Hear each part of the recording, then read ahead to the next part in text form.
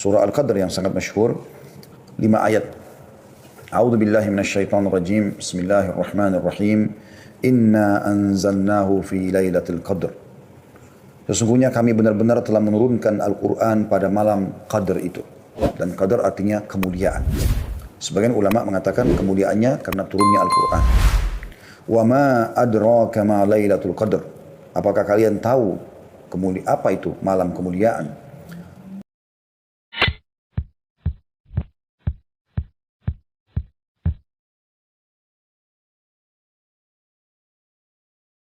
Assalamualaikum warahmatullahi wabarakatuh. Alhamdulillah. Wassalatu wassalamu ala rasulillah. Segala puji dan puja kehadirat Allah subhanahu wa ta'ala. Berikan salawat dan taslim kepada Nabi besar Muhammad sallallahu ala alihi wa sahbihi wasallam.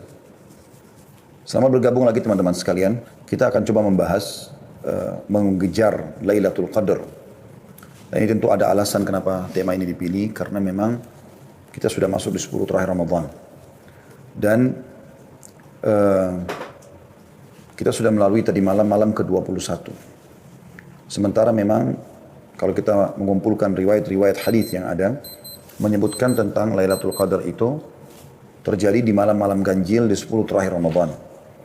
Jadi semalam sudah lewat malam 21, akan ada insya Allah besok malam 23, lusahnya lagi setelah itu 2 hari, ya, ada malam 25, kemudian malam 27 dan malam 29. Walaupun pendapat yang setelah kami kumpulkan semua umumnya tulisan tentang masalah ini lebih kuat tertuju kepada malam 27 atau sering kali terjadi di malam 27, tapi bukan mustahil dia berputar di malam-malam ganjil tersebut. Baik teman-teman sekalian, surah yang sangat masyhur dalam Al-Quran perlu kita bacakan terlebih dahulu karena memang surah inilah yang menjadi sebab juga bahasannya. Surah Al-Qadr yang sangat masyhur, 5 ayat. A'udzu billahi minasyaitonir rajim. Bismillahirrahmanirrahim. Inna anzalnahu fi lailatul qadr. Sesungguhnya kami benar-benar telah menurunkan Al-Quran pada malam Qadr itu. Dan Qadr artinya kemuliaan. Sebagian ulama mengatakan kemuliaannya karena turunnya Al-Quran. Wa ma adraka ma lailatul qadr. Apakah kalian tahu apa itu malam kemuliaan? Lailatul qadri khairun min alfi syahr. Malam kemuliaan itu lebih baik daripada 1000 bulan. Tanazzalul malaikatu warruhu fiha bi'idni rabbihim min kulli amr. Pada malam itu turunlah semua malaikat-malaikat dan juga dipimpin atau pemimpin mereka Ruh atau Jibril dengan izin Tuhan mereka untuk menyelesaikan semua perkara. Salamun hiya hatta matla'il fajr, dan dia akan penuh dengan kesejahteraan malam itu sampai terbitnya fajar. Teman-teman sekalian, di sini kita bisa lihat dari ayat ini, kita bahas dulu 5 ayat ini, ada penyebutan atau keutamaan tentang Al-Quran. Jadi surah ini sebenarnya turun fokus menjelaskan tentang masalah Al-Quran. Karena pada malam itulah Allah subhanahu wa ta'ala menurunkan Al-Quran. Pertama kalinya turun Al-Quran. Dan karena itu dikatakan dia qadar, punya kemuliaan. Dan saking mulianya Al-Quran, sampai-sampai ini berjalan terus kemuliaannya sampai hari kiamat. Jadi setiap terjadi malam Al-Qadr, yang berputar di malam-malam haji dan malam itu terjadi di malam 27 tadi saya katakan, maka itu terus sampai menjelang hari kiamat dianggap malam mulia. Makanya Allah memberikan kedudukan tersendiri malam itu sampai semua amal yang dikerjakan akan lebih baik daripada 1000 bulan. Kemudian saking meriahnya malam itu sampai para malaikat dan Jibril pun disuruh turun oleh Allah subhanahu wa ta'ala ke bumi untuk menyelesaikan semua perkara-perkara, menentukan takdir-takdir.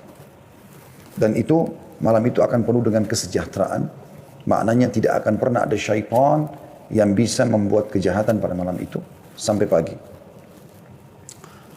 Malam ini teman-teman sekalian yang sedang kita bahas adalah malam yang lebih baik daripada 1000 bulan. Kata Mujahid, seorang tabi'in yang masyhur, bahwa yang dimaksud lebih baik daripada 1000 bulan yaitu malam Lailatul Qadar lebih baik dari 1000 bulan dari sisi amalan-amalan soleh. Apakah itu puasa, sholat, dan itu lebih baik daripada kita mengerjakannya selama 1000 bulan berturut-turut.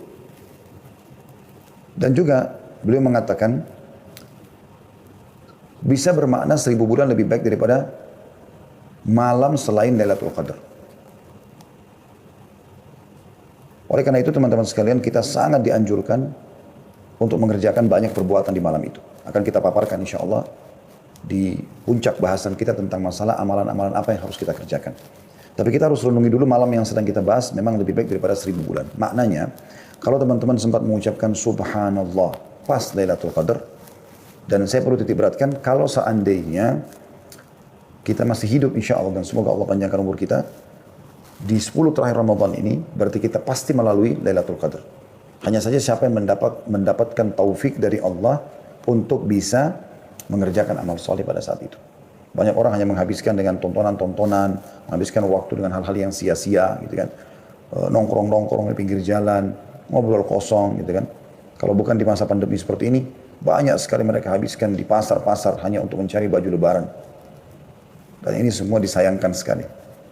Oleh karena itu nanti kita jelaskan insya Allah di jenis-jenis amalan yang dikerjakan oleh Nabi SAW dan para sahabat, para salafus saleh, ya, bagaimana mereka fokus justru di 10 terakhir itu dengan ibadah-ibadah. Dan bukan di pasar, bukan di jalan, sebagaimana banyak kaum muslimin lakukan itu. Dan di malam ini selain 1000 bulan teman-teman sekalian, juga turunnya malaikat. Dan ini tidak sembarangan untuk malaikat turun. Apalagi Allah SWT juga menyuruh Jibril untuk turun. Sebagaimana Allah katakan, tanazzalul malaikatu warruhu fiha bi'idni rabbihim min kulli amr. Malaikat turun ke muka bumi itu menandakan bahwa malam tersebut atau banyak keberkahannya dengan membawa rahmat dari Tuhannya. Malaikat setiap kali turun tentu membawa keberkahan dan rahmat. Sebagaimana malaikat membawa keberkahan ketika mendatangi halaqah ilmu.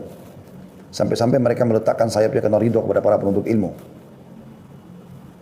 Syaitan juga tidak bisa berbuat apa-apa sebagaimana sudah saya singgung sedikit tadi. Diambil daripada firman Allah SWT, salamun hiya hatta matla'il fajr. Malam itu adalah malam kesejahteraan sampai terbitnya Fajr. Dan kata Mujahid, syaitan tidak bisa melakukan kejelekan atau mengganggu manusia pada malam tersebut sampai terbit matahari. Ini adalah tafsir diambil dari tafsir Al-Quran Al-Azim punya Ibnu Katsir jadi 7 halaman 610. Ibnu Zaid dan juga Qatadah berkata pada malam Lailatul Qadar hanya ada kebaikan saja, tidak akan ada kejelekan sampai terbit fajar. Juga sama disebutkan dalam tafsir Ibnu Katsir jadi 7 halaman 611. Pada malam itu juga, ini malam mulia sekali, Allah Subhanahu wa taala tentukan takdir, ajal dan rezeki. Ibnu Katsir menyebutkan perkataan Qatadah dan ulama lain bahwasanya pada malam Lailatul Qadar diatur berbagai macam urusan. Ketika itu ajal dan berbagai rezeki ditetapkan. Hal itu sesuai atau sejalan dengan firman Allah di ayat lain surah Dukhan ayat 4. Surah Dukhan ayat 4 yang bunyinya A'udzu billahi minasyaitonir rajim fiha yufraqu kullu amrin hakim. Pada malam itulah dijelaskan dan ditetapkan segala urusan yang penuh dengan hikmah. Dan Asy-Syu'bi berkata mengenai tafsir ayat 4 dan ayat 5 surah Al-Qadr, min kulli amr salamun hiya hatta matla'il fajr, bahwa keselamatan dan malaikat datang pada malam tersebut bagi orang-orang yang ada di masjid. Itu berlangsung hingga fajar. Tentu di masa pandemi sekarang, nanti kita akan jelaskan pada saat kita jelaskan salah satu amal yang Anda harus lakukan atau dianjurkan lakukan adalah i'tikaf. Tetapi karena kita masa pandemi, kita akan menggantikan dengan ibadah di rumah. Tapi kita tidak namakan i'tikaf, tentu karena i'tikaf hanya di masjid saja. As-Sa'di berkata, berbagai hadis yang mutawatir membicarakan tentang keutamaan Lailatul Qadar dan dijelaskan bahwa malam tersebut terdapat di bulan Ramadan. Malam tersebut terdapat di 10 hari terakhir terkhususkan pada malam-malam ganjil. Malam penuh kemuliaan itu tetap terus ada setiap tahunnya hingga hari kiamat. Karena kemuliaan malam tersebut, Nabi SAW melakukan i'tikaf dan memperbanyak ibadah di 10 terakhir Ramadan. Dengan melakukan hal tersebut, beliau berharap bisa menjumpai Lailatul Qadar. Itu tadi gambaran daripada tafsir 5 ayat surah Al-Qadr. Teman-teman sekalian, Allah Subhanahu wa taala memberikan rahmat buat kita umat Muhammad sallallahu alaihi wasallam. Umat-umat sebelum kita umumnya umur mereka panjang-panjang. Misal Nabi Nuh alaihissalam berdakwah di kaumnya itu teman-teman sekalian 950 tahun. Dan tidak mungkin Nabi Nuh berdakwah sementara beliau masih bayi. Umumnya nabi-nabi dinobatkan jadi nabi di umur 40 tahun. Berarti bisa 990 tahun umur Nabi Nuh alaihissalam. 40 tahun masa sebelum kenabian dan setelah itu ada masa dakwah 950 tahun. Ya. Maka itu umur kurang lebih umat sebelum kita dan umat-umat yang hidup atau umat yang hidup bersama Nabi Nuh alaihissalam adalah satu generasi. Jadi umatnya bisa ada yang berumur 1000 tahun, bahkan lebih. Disebutkan dalam sebuah riwayat atau sebuah athar, bahwasanya pernah Nabi Nuh alaihissalam melewati seorang ibu yang menangisi anaknya yang meninggal. Yang menangisi anaknya yang meninggal. Gitu kan. Anaknya ini meninggal teman-teman sekalian umur 60 tahun. Anaknya ibu ini. Ini kita bisa ambil gambaran dari riwayat ini. Bagaimana ya, umur mereka sangat panjang. Maka pada saat dia menangis, berkatalah pada saat itu Nabi Nuh alaihissalam, kenapa engkau menangis wahai ibu? Kata dia, saya sedih, kesian melihat anak saya umur 60 tahun meninggal, dia belum merasakan dunia. Jadi umur 60 tahun bagi mereka itu kayak masih 6 tahun kalau kita. Kata Nabi Nuh alaihissalam, jangan kau bersedih hai ibu. Karena sungguhnya akan datang nanti umat di akhir zaman, ya kita ini. Umur orang tertua di antara mereka adalah umur seperti anakmu ini. Artinya mereka akan dianggap tua kalau sudah umur 60 tahun. Sementara anakmu ini 60 tahun kau anggap masih sangat kecil. Maka kata ibu tersebut, wahai Nabi Allah, kalau seandainya aku hidup di zaman dan dikasih umur oleh Allah SWT cuma 60 tahun, aku akan gunakan semuanya sujud. Selama 60 tahun itu. Itu menandakan bagaimana panjangnya umur mereka. Dan itu luar biasa. Bagaimana umur mereka sangat panjang. Umur mereka sangat panjang. Nah, sekarang pertanyaan sederhana. Bagaimana caranya kita mengimbangi umur mereka? Amal-amal mereka. Jadi misalnya kalau ada di antara umat Nabi Nuh alaihissalam saja yang beribadah selama 300 tahun saja. Umur kita kan dibatasi. Bukankah Nabi SAW bersabda, ya, umur umatku antara 60 sampai 70 dan sangat sedikit, ya, yang melampaui itu. Jadi kita kalau umur 60 tahun, 70 tahun kita anggap sudah tua. Nah sekarang bagaimana kita mengimbangi amal solehnya kaum Nabi Nuh? Allah subhanahu wa ta'ala mudahkan untuk umat ini agar kita mendapatkan ekstra pahala, tambahan lebih. Dengan adanya keutamaan yang diberikan di beberapa tempat kalau kita beribadah. Kayak kasus kita ibadah di Masjid Haram Mekah 100.000 kali lipat pahala sholatnya. Masjid Nabawi 1000 misalnya. Ya. Dan juga adanya Lailatul Qadar. Dan makna teman-teman sekalian lebih baik daripada 1000 bulan. Artinya 1000 bulan itu kalau kita hitung kurang lebih tepatnya 84 tahun plus 3 bulan. Artinya sama ibadah apapun yang kita kerjakan di waktu itu dengan 83 tahun plus 4 bulan. Contoh, teman-teman mengatakan subhanallah. Pas Lailatul Qadar. Pahalanya sama dengan subhanallah diucapkan selama 83 tahun plus 4 bulan. Atau 1000 bulan. Dia mengatakan astagfirullah sama dengan astagfirullah selama 1000 bulan. Dia sedekah. Ya, misalnya dengan sebagian hartanya. Maka dia sama dengan bersedekah misalnya 1 juta rupiah. Sama dengan dia bersedekah 1 juta rupiah itu selama 83 tahun plus 4 bulan. Dia membuka puasakan orang. Dia bakti sama orang tua. Dia jenguk orang sakit. Apa saja, dia membantu orang susah, menghilangkan kesedihannya, bisa menghiburnya. Dan segala macam hal yang dia kerjakan. Kalau di Lailatul Qadar, maka semuanya tentu akan dilipat gandakan sama dengan 1000 bulan. Anda bisa bayangkan itu. Sebagian ulama mengatakan, malam itu mulai diambil atau terhitung dari awal malam datang. Yaitu habis maghrib. Karena sudah mulai gelap. Biasanya orang sudah membahasakan malam. Begitu juga sampai dia pagi hari, berarti memang betul-betul sampai subuh, gitu kan? Dan itu waktu yang sangat lama. Berarti Anda, insya Allah, biidznillah kita berharap pada saat membuka puasakan orang, berarti Anda sudah dapat pahala itu. Insya Allah, kita berharap itu. Anda kalau ya membaca Al-Quran, berzikir, bersedekah, apa saja amal yang kita kerjakan, lebih baik daripada 1000 bulan. Dan ini luar biasa. Dia hanya terjadi setahun sekali. Baik, Ustaz, apakah saya boleh kalau begitu fokus ibadah di malam-malam ganjilnya saja? Jawaban kami tidak tentunya. Kenapa tidak, Ustaz? Kan malam Lailatul Qadar hanya terjadi di malam-malam ganjil. Ya, karena bisa saja perhitungan manusia bisa luput. Bisa saja justru yang Anda anggap itu ganjil ternyata genap. Saya sendiri kemarin hampir luput. Saya mengingat kalau itu adalah malam 21, teman-teman sekalian. Saya bahkan sempat berpikir, itu adalah malam 20. Ternyata sudah puasa yang ke-20, malamnya sudah 21. Ada seorang sahabat dekat saya, Dr. Yusuf Bahuth, hafidhahullah, beliau salah satu dosen di Ummul Qura, di bagian tafsir ya. Beliau mengirimkan kepada saya itu. Datanya malam hari ini, hari Rabu, akan masuk malam ke-21 dan itu akan masuk Lailatul Qadar. Subhanallah, saya baca itu terus saya teringat, oh iya sudah malam 21. Ya. Maka kita dianjurkan memperbanyak bacaan Allahumma innaka afuwun tuhibbul afwa fa'fu anni, kan gitu. Dan itu kita dianjurkan ucapkan, nanti akan kita sebutkan termasuk dalam amal-amalan yang dianjurkan untuk diucapkan.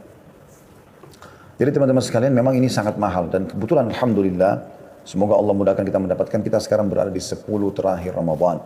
Dimanapun Anda berada di muka bumi ini, ya setahu saya ya, pada tahun ini hampir semuanya sama mulai berpuasanya, ya, insya Allah.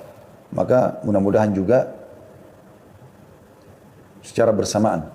Karena kalau ada yang baru puasa 22 misalnya, berarti dia malam 23, yang hatunya sudah malam 24, atau puasa 24 berarti sudah malam 25. Maaf, dia ada yang berpuasa 22, malamnya 23, ada yang berpuasa hari ke-23 berarti malam 24. Ini yang mana Lailatul Qadarnya, gitu kan? Kuasa Allah Subhanahu wa taala. Tapi bi fadlillah azza wajalla ini malah terjadi hampir serentak, gitu kan? Oleh karena itu, Nabi SAW fokus mengejar Lailatul Qadar dengan cara mengikat diri selama 10 hari berturut-turut tidak terkecuali, itu dengan ibadah. Mengikat diri di masjid dengan i'tikaf, ya. Demi untuk mengejar Lailatul Qadar. Karena dengan kita fokus ke 10 hari itu, maka dipastikan mau genap, mau ganjil, kita akan coba fokus beribadah. Maka insya Allah kita pasti akan mendapatkannya dengan izin Allah SWT. Dibandingkan dengan Anda hanya nebak-nebak. Ya, saya pernah ada di satu kota, dan ternyata subhanallah di kota itu, tiba-tiba saja saya lihat di habis sholat tarawih di malam 27, orang-orang pada bagi-bagi makanan segala macam gitu. Lalu mereka mengatakan, sudah Lailatul Qadar. Padahal mungkin sebelumnya mereka malas beribadah. Mudah-mudahan kita berharap Allah karunia kepada mereka, tapi masalahnya adalah bisa saja luput dari mereka. Mungkin di malam 23 terjadi, mungkin di malam 25. Kan begitu. Jadi harusnya kita fokus 10 hari tersebut. Baik, kita akan masuk teman-teman lebih dalam tentang amalan-amalan apa yang dikerjakan pada saat Lailatul Qadar. Ini penting sekali, ya. Yang paling ditekankan sekali adalah Anda sholat malam. Apakah itu tarawih atau Anda kerjakan tahajudnya. Apa bedanya Ustaz tarawih sama tahajud? Beda dari sisi istilah dan juga waktunya. Tarawih santai, dimulai dari setelah Ba'diyah Isya sampai Masya Allah, terserah kita mau selesaikan jam berapa, tergantung kadar ayat yang kita baca. Tahajud dikerjakan di sepertiga malam, ataupun sudah lewat pertengahan malam, gitu kan. Walaupun sama-sama qiyamul lail. Tapi dari dua ini Anda jangan keluput salah satunya. Baik itu sholat tarawihnya ataupun sholat tahajudnya. Bagaimana Ustaz kalau saya mau gabungkan keduanya? Boleh. Makanya di Masjid Haram Mekah dan Masjid Nabawi Madinah kan melakukan itu. Mereka ada sholat tarawih, hanya saja di 10 terakhir Ramadan, kayak mulai tadi malam, di malam ganjil itu mereka sudah tidak lagi mengerjakan witir di sholat tarawih. Jadi cuma tarawih 20 rakaat, kemudian mereka tidak witir, nanti sekitar jam 12 malam, atau setengah 1 malam, mereka baru mengerjakan qiyamul lail lagi dengan witir. Jadi kurang lebih jam setengah 1. Mereka kerjakan kadang-kadang 11 rakaat sampai 13 rakaat. Seperti itulah. Dan ini teman-teman kalau mau dapat keutamaannya, terutama dengan pembersihan dosa-dosa seluruhnya tidak terkecuali, Anda harus penuhi syaratnya 2. Sabda Nabi SAW yang masyhur dalam hadits Bukhari Muslim, Man qama Ramadhana imanan wahtisaba, ghufira lahu ma taqaddama min dhanbi. Barang siapa yang mendirikan malam Ramadan karena keimanan dan mengharapkan pahalanya, dibersihkan dosa-dosa yang telah lalu. Dan di Lailatul Qadar lebih ditekankan lagi, karena kata Nabi SAW, Man qama Lailatul Qadri imanan wahtisaba, ghufira lahu ma taqaddama min dhanbi. Barang siapa yang bangun di malam Lailatul Qadar karena keimanan dan mengharap pahalanya, maka dosanya yang lalu akan diampuni. Sebagian ulama menghubungkan antara seseorang mendapatkan Lailatul Qadar dengan niat ikhlasnya. Kapan dari awal dia berharap sekali Allah berikan Lailatul Qadar, maka Allah akan mudahkan. Imam Nawawi rahimahullah berkata, aku sangat menunggu Lailatul Qadar, dan satu waktu aku lagi tertidur di malam ganjil, dan kebetulan atap rumahku terdiri dari pelapa-pelapa kurma, jadi ada celah-celahnya, gitu kan. Dan pada saat aku lagi tidur ada cahaya bulan yang sangat terang menerpa wajahku dan aku pun melihat ke lubang dan aku lihat bulan sangat terang. Maka aku pun bangun untuk mengerjakan sholat malam dan aku yakin itu adalah malam Lailatul Qadar. Rasulullah SAW senantiasa mencari malam Lailatul Qadar dan memerintahkan sahabat untuk mencarinya. Beliau membangunkan keluarganya pada malam 10 terakhir dengan harapan mendapat malam Lailatul Qadar. Dalam Musnad Imam Ahmad dari Ubadah radhiyallahu anhu bahwasanya Rasulullah SAW bersabda, "Man qama ibtigha'aha thumma waqa'at lahu ghufira lahu ma taqaddama min dhanbihi wa ma ta'akhkhar." Ini hadis mulia sekali. Sayangnya jarang disampaikan gitu ya. Kebanyakan hadis tadi yang sudah kita baca awal. Hadis ini bunyinya, barang siapa yang bangun sebagai usaha untuk mendapatkan malam Lailatul Qadar, lalu ia benar-benar mendapatkannya, niscaya akan diampuni dosa-dosanya yang lalu dan yang akan datang. Ini luar biasa. Satu malam ini mulia benar. Jadi dosa-dosa belum kita kerjakannya sudah dimaafkan oleh Allah SWT. Imam An-Nasai meriwayatkan seperti itu. Al-Hafidh Ibn Hajar berkata, sanadnya sesuai dengan syarat sahih.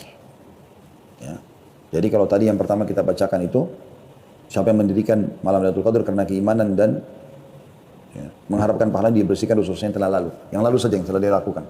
Kalau ini tidak, hadis ini sahih juga, siapa yang mengejar Lailatul Qadar, sengaja memang mau target nih. Ya sekarang kita bahas ini kan mengejar Lailatul Qadar itu tujuannya. Jadi hadis ini tujuan, ini adalah sebab judul gitu kan. Barang siapa yang mengejar Lailatul Qadar dan betul-betul mendapatkannya, ya, maka ia benar-benar diampuni dosa-dosanya yang lalu dan akan datang. Telah dinukil dari kaum salaf, dari kalangan sahabat dan tabi'in bahwasanya mereka mandi dan memakai minyak wangi pada 10 malam terakhir untuk mencari malam Lailatul Qadar. Malam yang telah dimuliakan dan diangkat derajatnya oleh Allah SWT. Jadi mereka bahkan sampai pada tingkat mengemas malam itu dengan baik, pakai baju yang paling bagus, baju baru, minyak wangi terbaik hanya untuk menyambut Lailatul Qadar. Supaya mereka menghadap kepada Allah SWT dalam kondisi sempurna. Seperti itulah. Jadi orang-orang yang suka nyanyiakan waktunya, umurnya, kejar apa yang terluput dalam hidupmu dengan Lailatul Qadar. Ya. Sebab malam ini adalah pengganti umur. Belum tentu umur kita sampai 1000 bulan. Dan insya Allah mudah-mudahan lebih dari itu. Tetapi permasalahannya, banyak orang yang tidak sampai ke situ. Memang umurnya sudah dipatok oleh Nabi SAW antara 60 sampai 70. Walaupun lebih, sangat sedikit. Maka dia seperti pengganti umur kita semuanya dengan beramal saleh pada saat itu. Taubat pun seperti taubat 1000 bulan. Barang siapa yang tidak mendapat kebaikan pada malam itu, niscaya mereka manusia yang paling rugi. Dan malam ini sekali lagi berjalan untuk datang di 10 akhir Ramadan dan lebih banyak terjadi di malam-malam ganjil. Berdasarkan hadis dan sering kali terjadi di malam 27. Tapi tidak harus dipatok di situ ya. Berdasarkan riwayat Muslim dari Ubay bin Ka'ab radhiyallahu anhu bahwasanya ia berkata, "Demi Allah sungguh aku mengetahui datangnya malam itu." Yaitu pada malam yang Rasulullah SAW memerintahkan kami untuk menghidupkannya, tepatnya pada malam ke-27. Sampai-sampai Ubay radhiyallahu anhu bersumpah untuk hal itu. Beliau berkata, aku dapat mengenalnya melalui tanda-tanda dan alamat yang diberitakan Rasulullah SAW kepada kami, yaitu matahari terbit tanpa cahaya yang menyilaukan pada pagi harinya. Jadi ini Ubay bin Ka'ab kata sebagian ulama kemungkinan coba menjelaskan ya, tentang kondisi beliau pada saat itu. Jadi beliau memang disuruh Nabi SAW untuk mengerjakan ibadah dengan para sahabat dan pas malam 27. Maka beliau berpatokan itu adalah malam Lailatul Qadar. Walaupun secara umum pendapat ulama mengatakan berputar di seluruh malam-malam ganjil. Itu amalan yang pertama yaitu sholat. Memperbanyak sholat, ya, terutama sholat malam. Bahkan tadi dianjurkan agar bisa mandi khusus untuk malam itu dan memakai wangi-wangian serta baju terbaik. Yang kedua, kita banyak mengucapkan doa yang diajarkan Nabi SAW kepada istrinya yang dicintai, kekasih Nabi SAW, Aisyah radhiyallahu anha. Beliau berkata, wahai Rasulullah, apa yang akan aku baca bila bertepatan pada malam itu, Lailatul Qadar? Maka kata Nabi SAW, ucapkanlah, Allahumma innaka afuwun tuhibbul afwa fa'fu anni. Ya Allah, sungguhnya engkau maha pemberi ampunan dan menyukai orang yang memohon ampun, maka ampunilah aku. Ampunilah aku. Ya. Jadi termasuk adalah hal yang luar biasa. Ya. Bagaimana ucapan ini adalah ucapan yang memberikan makna yang sangat dalam kalau seseorang itu berusaha tentunya semaksimal mungkin agar dia bisa mendapatkan pengampunan. Karena sekali Anda mohon ampun kepada Allah SWT pada malam itu, seakan-akan Anda memohon ampun kepada Allah dari sisi pahala, dan juga ijabahnya 1000 bulan atau 83 tahun plus 4 bulan. Dan ini termasuk dalam doa-doa yang baik teman-teman dan zikir. Ini juga termasuk amalan yang harusnya selalu dijaga. Ya. Apalagi kalau Anda mengejarnya di sepertiga malam terakhir ya. 3 atau 2-3 jam, 4 jam lah sebelum subuh. Anda fokus di situ, maka insya Allah memperbanyak istighfar untuk mendapatkan fadilah atau keutamaan. Dalam ayat dikatakan wabil ashari hum yastaghfirun, mereka selalu beristighfar di waktu-waktu sahur atau menjelang jalan subuh. Doa mustajab karena sepertiga malam Allah turun ke langit bumi. Ya, kemudian juga minta agar diberikan takdir baik, ya, kebaikan-kebaikan semua, karena memang pada malam itu semua perkara ditentukan atau ditakdirkan oleh Allah Subhanahu wa taala. Yang ketiga teman-teman yang Anda lakukan adalah i'tikaf. Ya, i'tikaf. Mungkin Anda mengatakan, Ustaz, untuk apa bahas i'tikaf? Kan kita sekarang pandemi nggak bisa ke masjid. Ya kan hukum ini berlaku sampai hari kiamat. Pandemi akan berlalu insya Allah. Tetapi permasalahannya adalah sekarang ada hukum syar'i yang harus kita tahu. Untuk mengejar Lailatul Qadar, maka Nabi SAW melakukan perbuatan ini, yaitu beriktikaf. Dan dikatakan dalam sebuah riwayat Bukhari, Rasulullah SAW biasa beriktikaf selama 10 hari setiap bulan Ramadan. Pada tahun beliau wafat, beliau beriktikaf selama 20 hari. Iktikaf adalah sebuah ibadah yang terkumpul padanya berbagai jenis ibadah lainnya, berupa tilawah Al-Quran, sholat, zikir, dan doa. Dan semua dikerjakan di masjid. Orang yang belum pernah iktikaf menggambarkannya sebagai ibadah yang berat dan sulit. Padahal iktikaf sangatlah mudah bagi orang-orang yang memang mengikhlaskan niatnya dan memang ingin mengejar rahmat Tuhannya. Iktikaf ini sangat dianjurkan di 10 terakhir Ramadan. Bagi laki-laki dan bagi perempuan, ditekankan untuk menghindari, tapi dibolehkan hukumnya. Lebih baik mereka fokus di rumah. Karena ummahatil mu'minin radhiyallahu anhunna beriktikaf setelah wafatnya Nabi SAW. Tapi selama ada suami mereka, maka mereka justru di rumah. Dan Nabi SAW pada saat itu beriktikaf di masjid. Dan beliau selalu lakukan iktikaf ini 10 hari terakhir di akhir Ramadan untuk mengejar Lailatul Qadar. Dan di tahun terakhir beliau hidup, beliau kerjakan selama 20 hari. Iktikaf sendiri dari segi etimologi adalah menetapi sesuatu dan mengikat diri kepadanya. Sementara secara terminologi adalah menetapi masjid dan berdiam di dalamnya dengan niat mendekatkan diri kepada Allah SWT. Berarti dari definisi ini rumah nggak masuk. Ya. Rumah nggak bisa kita katakan saya beriktikaf di rumah, kan sekarang pandemi nggak bisa. Nah, ini hanya berlaku di masjid. Tetapi insya Allah bila Anda memang sudah biasa melakukannya, sebagaimana hadis Nabi SAW yang sudah masyhur, atau kama qala Nabi SAW, siapa yang terbiasa mengerjakan sebuah ibadah, maka akan dicatatkan baginya pahala lengkap pada saat dia punya udzur. Gitu ya. Jadi insya Allah Anda akan diberikan pahala iktikaf walaupun Anda tidak beriktikaf di tahun ini ya.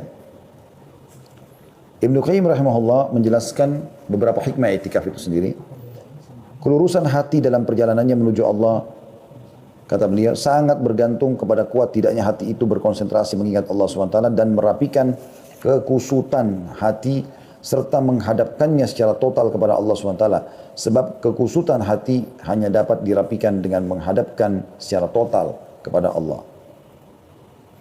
Perlu diketahui bahwasanya makan dan minum yang berlebihan, kepenatan jiwa dalam berinteraksi sosial, terlalu banyak berbicara dan tidak tidur akan menambah kekusutan hati, maksudnya kurang tidur ya. Bahkan dapat mencerai-beraikannya dan menghambat perjalanan menuju Allah SWT atau melemahkan langkahnya. Maka konsekuensi rahmat Allah yang maha perkasa lagi maha pengasih terhadap hamba-hambanya, Allah SWT mensyariatkan ibadah puasa atas mereka untuk menghilangkan kebiasaan makan dan minum secara berlebihan, ya, serta membersihkan hati dari noda-noda syahwat dan menghalangi perjalanan menuju Allah Subhanahu wa taala. Iktikaf hanya akan membersihkan hati dan akan membuat kita terpaut dan terikat dengan rumah Allah yang biasanya sangat jarang didatangi. Allah Subhanahu wa taala menyebutkan tentang iktikaf dalam surah Al-Baqarah ayat 125 yang bunyinya A'udzubillahi minasyaitonir rajim an tahhira baitiya lit-taifin wal 'akifina war-ruk'is sujud. Bersihkanlah rumahku. Allah SWT berfirman kepada Ibrahim dan Ismail alaihi wassalam, bersihkanlah rumahku Ka'bah untuk orang-orang yang tawaf, yang i'tikaf, mengikat diri di masjid, yang ruku dan juga yang sujud. Dan dalam sebuah hadis yang diriwayatkan Imam Bukhari, Abu Hurairah berkata, radhiyallahu anhu, Rasulullah SAW biasa beriktikaf selama 10 hari pada setiap bulan Ramadan.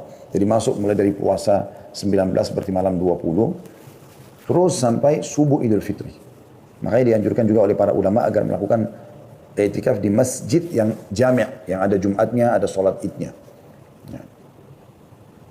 Tapi kalau Anda cuma bisa melakukannya hanya sampai malam Lebaran, atau Anda cuma bisa melakukannya beberapa hari saja, ya, maka itu juga masuk dalam istilah iktikaf, tapi untuk beda kadar pahalanya. Dan di tahun atau pada tahun di mana beliau wafat, maka beliau beriktikaf selama 20 hari. Aisyah juga berkata radhiyallahu anha, Rasulullah SAW biasa beriktikaf pada setiap bulan Ramadan. Manakala selesai sholat subuh, beliau segera memasuki tempat iktikafnya. Ya. Hadis ini riwayat Bukhari Muslim.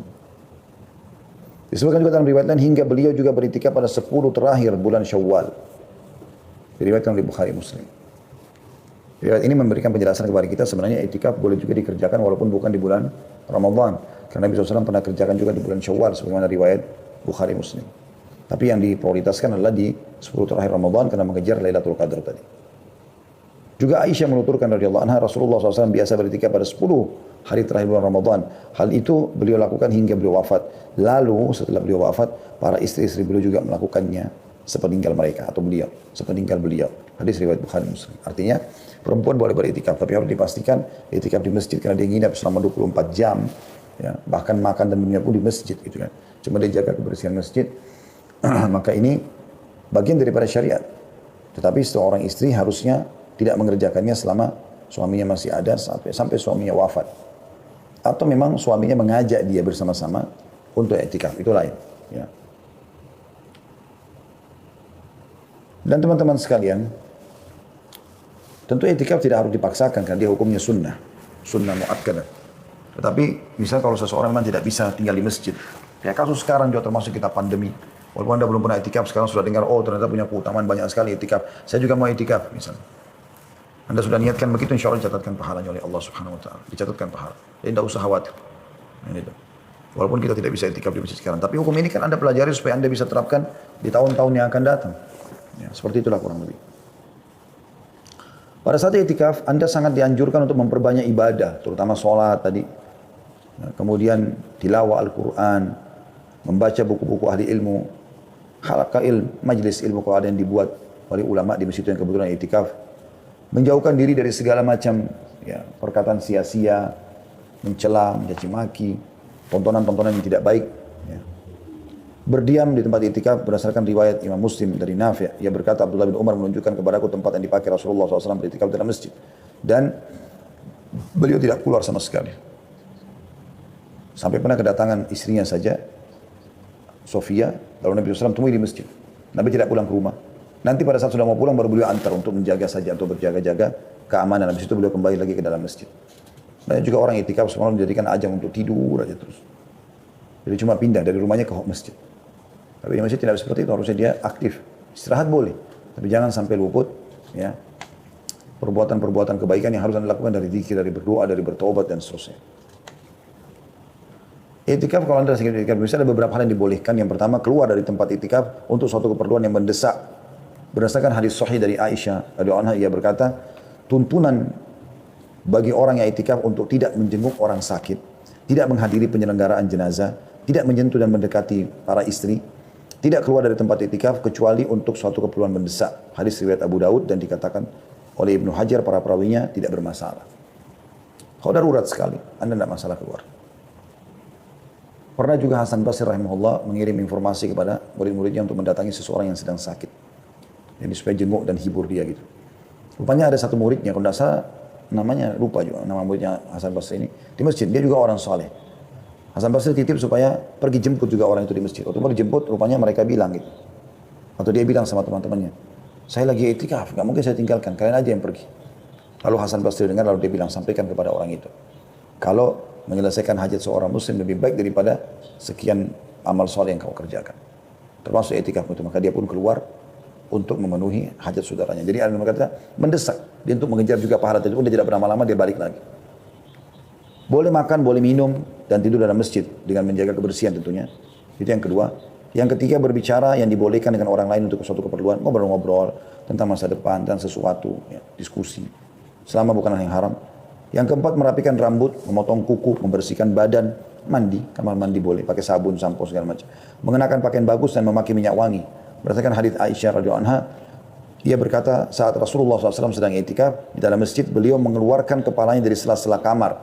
Kemudian aku mencuci kepala beliau. Dalam riwayat lain, kemudian aku merapikan rambut beliau. Hadis Bukhari Muslim. Jadi dulu rumah Nabi SAW, rumah Aisyah, yang Aisyah tempati, rumah Nabi SAW tentunya, dengan masjid itu kayak satu tembok. Cuman ada pintu dan ada jendela, ya, di mana Nabi SAW bisa keluar masuk di situ. Maka waktu lagi i'tikaf, Nabi SAW sandar ke tembok itu, kemudian memasukkan kepalanya ke dalam rumah alaihissalam. Lalu Aisyah mencuci rambut beliau, membersihkannya. Nah, riwayat lain menyisir rambutnya. Berarti kan memang tetap harus menjaga kebersihan, bukan berarti kita tinggal di masjid lalu tidak mandi, tidak bersihin badan, tidak ganti baju. Ya. Boleh juga kalau ada istri yang menjenguk, datang atau anak-anak diantar pulang. Kalau dikhawatirkan ada bahaya yang akan menimpa mereka. Sebagaimana pernah terjadi waktu Sofia mengunjungi Nabi SAW, maka beliau pun mengantar pulang Sofia. Hadis yang masyhur, hadis Bukhari Muslim. Pada saat Nabi SAW sedang mengantar Sofia pulang, lalu ada dua orang Ansar tergesa-gesa melangkahkan kakinya, yang seakan-akan mengejar Nabi SAW, gitu kan? Nah, pada saat mendekat, Nabi SAW mengatakan ala rizkikuma, pelan-pelan aja. Inna Sofia binti Huyai. Ini yang bersama saya Sofia binti Huyai, ini istri saya. Maka mereka mengatakan, maha suci Allah ya Rasulullah. Maksudnya, kami gak akan berpikir macam-macam. Kata Nabi SAW, hati-hatilah. Karena syaitan mengalir ya, di dalam tubuh manusia, sebagaimana mengalirnya darah, atau mengalir di aliran darah manusia. Jadi bisa saja membuat kalian sangka buruk. Tapi sikap Nabi SAW di sini, ya, itu mengantar pulang istrinya dibolehkan. Kemudian sebagian ulama juga menyebutkan tentang perkara-perkara yang dimakruhkan bagi orang itikaf, yaitu jual beli. Tapi tidak haram di sini. Asal dia jangan di dalam kotak mesti yang dipakai sholat, tapi mungkin di terasnya. Ya. Kemudian berbicara yang mendatangkan dosa, dan juga diam dan tidak berbicara sama sekali. Dengan meyakini bahwasanya diam itu ibadah. Nah ini keliru. Tapi aja dia ngomong, ngobrol segala macam beraktivitas seperti biasa. Jadi orang itikaf juga bukan penjara, tapi tempat untuk dia menikmati hidupnya, tapi dalam kebaikan gitu. Nah ini tentu saya ambil dari buku Risalah Puasa Nabi Syekh Muhammad bin Shalih Al-Munajjid dan Syekh Abdullah Saleh ya. Nah ini buku ini saya bedah atau saya ambil khusus masalah itikafnya. Itu ada disebutkan di halaman 33 tentang masalah jual beli ya, yang dianggap makruh di sini ditulis oleh atau dinukil dari para ulama. Kemudian perkara-perkara yang membatalkan itikaf juga ada. Yang pertama, keluar dari masjid dengan sengaja tanpa keperluan, sekalipun hanya sekali, dianggap itikafnya batal. Kalau dia masuk lagi berarti dia kayak itikaf baru gitu. Yang kedua, bersetubuh. Kalau dia pulang ke rumahnya dia biologis sama istrinya, maka dianggap batal itikafnya. Yang ketiga, gila dan mabuk. Yang keempat, haid dan nifas bagi kaum wanita, kalaupun dia itikaf, disebabkan hilangnya syarat bersuci, maka dia harus keluar dari masjid. Yang kelima, murtad. Ya. Ini berarti sudah tidak ada lagi itikaf bagi dia. Kalau waktu memasuki itikaf dan waktu keluar, bila seseorang memasuki masjid dan berniat untuk takarrub ilallah atau mendekatkan diri kepada Allah Subhanahu wa taala, maka ia telah terhitung beritikaf hingga keluar dari masjid.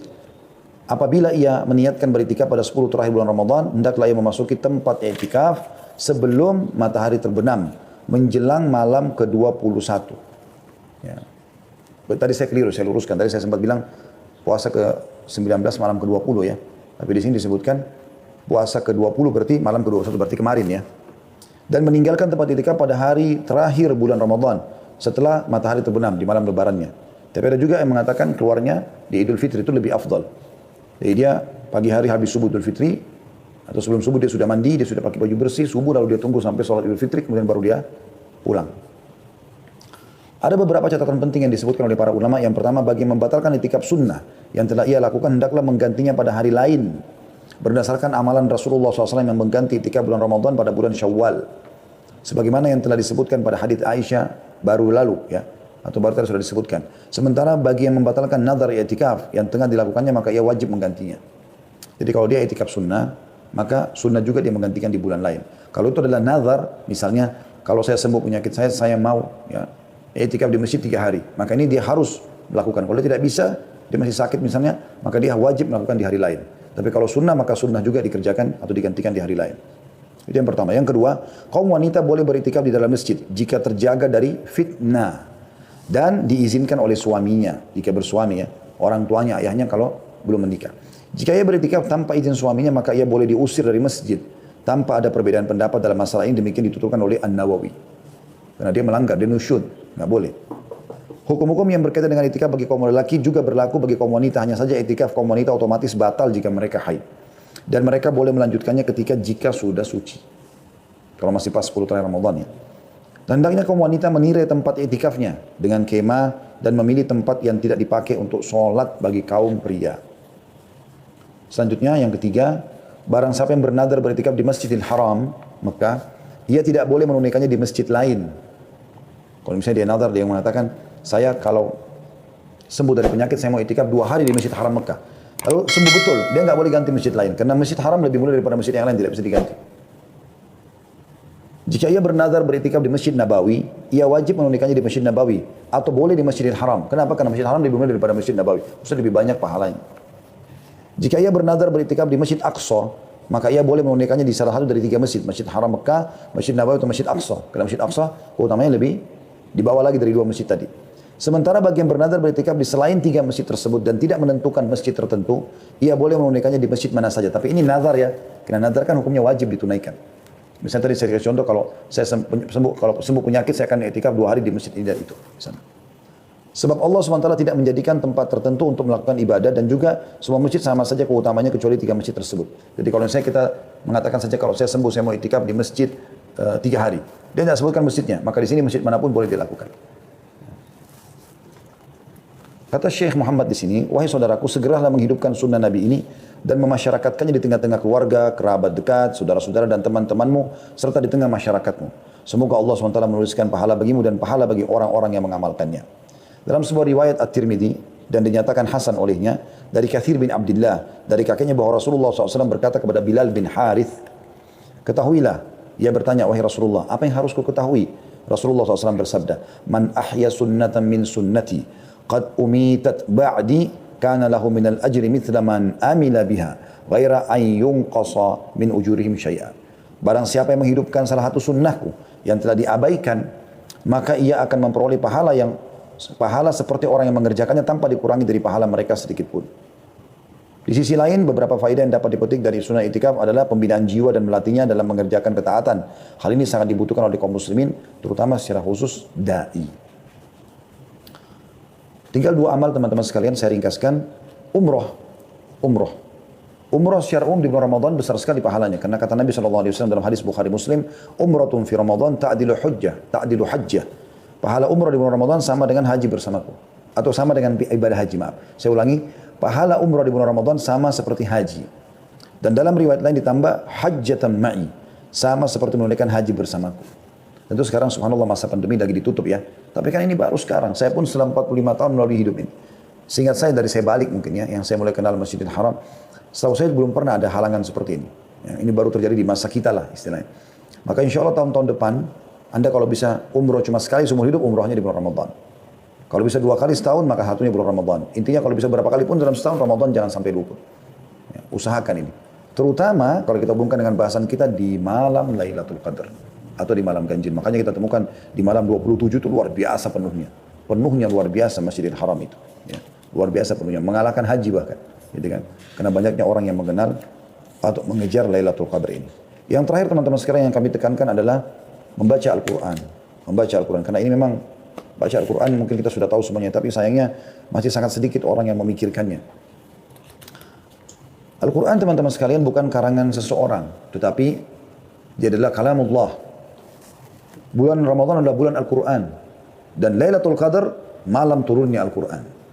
Ini poin yang sangat penting. Kita semua dianjurkan memperbanyak membaca Al-Quran, mengkhatamnya. Di antara salafus saleh ada yang menyibukkan diri dengan hal-hal yang berkaitan dengan Al-Quran, mulai membaca, mempelajari dan mentadaburinya. Bahkan malaikat Jibril alaihissalam memperdengarkan Al-Quran setiap malam kepada Rasulullah SAW di bulan Ramadan. Uthman bin Affan radhiyallahu anhu mengkhatam Al-Quran setiap hari pada bulan Ramadan. Jadi 30 kali khatam kalau 30 hari. Allah musta'an atas kekurangan kita. Semoga Allah mudahkan kita seperti beliau. Di antara salafus saleh ada yang mengkhatam Al-Quran dalam sholat tarawih tiap 3 malam sekali. Ada yang mengkhatam tiap 7 malam sekali. Ya. Dan ada yang mengkhatamnya setiap 10 malam sekali. Mereka selalu membaca Al-Quran baik di dalam sholat maupun di luar sholat. Dan Imam Syafi'i mengkhatam Al-Quran sebanyak 60 kali di luar sholat pada bulan Ramadan. 60 kali, ya, berarti dalam satu hari 2 kali khatam. Gitu kan. Karena Al-Quran itu sekitar 6.229 ayat. Kurang lebih seperti itu ya. Maka kalau Anda membacanya targetnya adalah menyelesaikan 6.000 ya, tadi 229 ayat dalam berapa jam misalnya, maka Anda bisa membaca seperti Imam Syafi'i sehari 2 kali, atau seperti Utsman bin Affan sehari sekali gitu kan. Sementara Al-Aswad juga mengkhatamnya selama sebanyak 2 hari sekali. Ya. Ibnu Rajab menjelaskan, ada sebuah hadis yang berbunyi, Nabi SAW bersabda, siapa yang mengkhatam Al-Quran kurang dari 3 hari maka dia tidak memahaminya. Kata beliau, larangan mengkhatam Al-Quran kurang dari 3 hari tertuju bagi orang yang membiasakannya. Selalu saja dia tiap hari kerjakan itu. Ya. Adapun pada waktu-waktu yang utama seperti bulan Ramadan, terkhusus lagi pada malam-malam yang diperkirakan sebagai malam Lailatul Qadar, atau di tempat-tempat yang utama seperti Mekah, bagi yang selain warga Mekah, maka dianjurkan agar memperbanyak membaca Al-Quran, supaya mendapat keutamaan pada waktu dan tempat tersebut. Nah, ini pendapat Imam Ahmad, Ishaq, dan juga ulama-ulama lainnya. Nah, ini sangat ditekankan. Dalam membaca Al-Quran, teman-teman dianjurkan untuk menangis. Anda tentu bisa menangis kalau Anda memahami maknanya. Makanya baca, sekarang Alhamdulillah di zaman kita aplikasi Al-Quran dengan terjemahannya gitu kan. Karena disebutkan dalam hadis ya, Bukhari bahwasanya Nabi SAW pernah berkata kepada Abdullah bin Mas'ud, "Anu bacakanlah Al-Quran untukku." Maka Abdullah bin Mas'ud mengatakan, "Ya Rasulullah, aku bacakan untuk Anda sementara ayat ini. Al-Quran turun kepada Anda." Kata Nabi SAW, "Aku ingin dengar dari orang lain." Maka Abdullah bin Mas'ud pun membaca surah An-Nisa sampai dia mengatakan dari awal An-Nisa sampai tiba di ayat 41 yang bunyinya a'udzubillahi minasyaitonir rajim. Fa kaifa idza ji'na min kulli ummatin bi syahidin wa ji'na bika 'ala haula'i syahida. Maka bagaimana hai Muhammad ya, orang-orang kafir itu apabila kami mendatangkan seorang saksi dari tiap-tiap umat dan kami mendatangkan kamu hai Muhammad sebagai saksi atas mereka. Maka Nabi SAW mengatakan kepadaku, kata Abdullah bin Mas'ud, hasbuk, cukup sampai situ kau baca. Aku pun menoleh ke arah beliau, ternyata kedua mata beliau meneteskan air mata. Imam Al-Baihaqi meriwayatkan sebuah hadis dari Abu Hurairah radhiyallahu anhu, beliau berkata, tak kala turun firman Allah SWT dalam surah An-Najm ayat 59 sampai 60, a'udzubillahi minasyaitonir rajim, afa min hadzal hadithi ta'jabun wa tadhakuna wa la tabkun. Maka apakah kalian merasa heran terhadap pemberitaan ini tentang hari kiamat, tentang Allah Subhanahu wa taala, tentang surga dan neraka, tentang kematian, tentang alam barzah, tentang nabi-nabi sebelum kita dalam Al-Qur'an. Apakah kalian merasa heran dengan informasi itu? Dan kalian menertawakan dan tidak menangis? Ahlus Suffah, orang-orang yang hidup di belakang rumah Nabi SAW, Suffah itu bisa menampung kurang lebih 300 orang sahabat yang ingin belajar kepada Nabi SAW pada saat itu. Menangis hingga tetesan air mata membasahi pipi mereka pada saat membaca ayat ini. Ketika hal itu didengar oleh Rasulullah SAW, beliau tersentuh dan ikut menangis bersama mereka. Melihat hal itu kami pun menangis, kata para sahabat. Kemudian Rasulullah SAW bersabda, la yalijun nara man baka min khasyatillah. Tidak akan masuk neraka orang yang menangis karena takut kepada Allah. Mungkin teman-teman bilang, bagaimana caranya saya mau menangis? Ya, sementara saya belum pernah merasakan tangisan untuk Al-Quran atau membaca Al-Quran. Kata Nabi SAW, menangislah kalau kalian baca Quran. Atau paksakan atau buatlah kalian menangis. Nah, beberapa ulama sebagai baru teman-teman menyimpulkan bahwasanya Anda bisa menangis dengan cara yang paling alami, ya, natural sekali adalah Anda terus dekatkan diri kepada Allah Subhanahu wa taala, dan nanti dengan mendekatkan diri kepada Allah itu hati kita jadi lebih pekah. Termasuk misalnya banyak membaca Al-Quran. Orang yang bisa menangis alami ini kalau dia sering baca Al-Quran, rutin khatam, ulangi lagi khatam, ulangi, apalagi ngerti artinya, maka mereka akan tersentuh. Anda biasa lihat kan bagaimana Imam Masjid Haram, Masjid Nabawi menangis pada saat mereka tilawahkan Al-Quran di bulan Ramadan seperti ini. Yang kedua adalah Anda mengerti artinya saja dengan mentadabburinya. Tapi ini memang Anda betul-betul ikhlas membacanya, maka Anda bisa menangis tentunya. Tapi kalau Anda cuma baca dengan seperti orang terburu-buru, tidak jelas apa yang dibaca. Sementara kita disuruh warattilil Qur'ana tartila. Tartilkan Al-Quran itu pelan-pelan. Qul a'udzu birabbin nas, berhenti. Malikin nas, berhenti. Ilahin nas, berhenti. Seperti itulah. Kita berikan haknya semua. Semoga teman-teman sekalian kita termasuk orang yang diberikan taufiknya untuk bisa mendapatkan Lailatul Qadar. Teman-teman sekalian, subhanakallahumma bihamdika, asyhadu an la ilaha illa anta astaghfiruka wa atubu ilaik. Wassalamualaikum warahmatullahi wabarakatuh.